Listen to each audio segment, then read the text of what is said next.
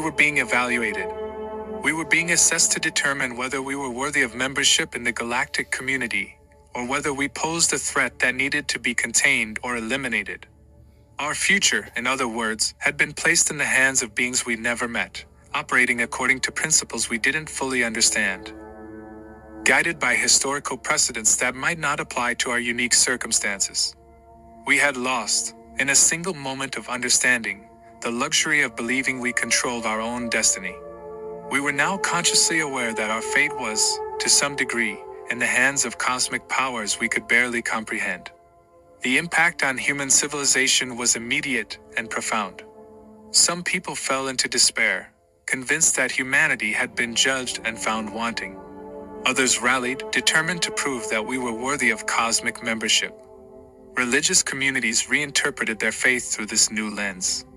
Political leaders began coordinating globally in ways they never had before. The existence of an external threat, or the possibility of one, unified humanity in a way that internal divisions never could. Scientists accelerated their work to understand the knowledge the probes were offering. Every equation, every blueprint, every principle was studied obsessively. And gradually, as human researchers internalized this knowledge, they began to make connections that seemed almost miraculous. The knowledge the probes were offering filled gaps in human understanding perfectly. It answered questions we hadn't even known how to ask.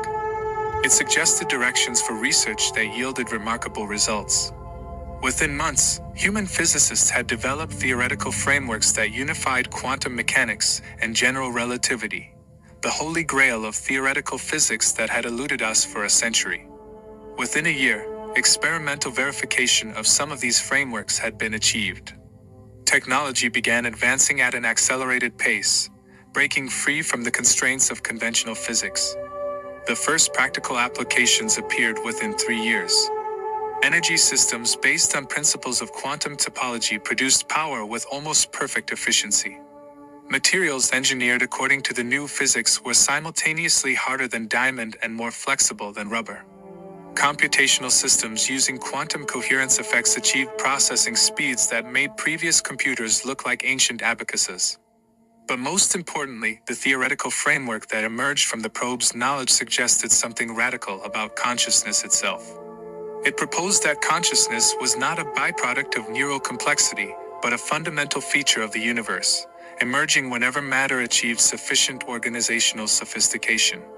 It suggested that human minds were expressions of a cosmic principle, that consciousness was woven into the fabric of reality itself. This was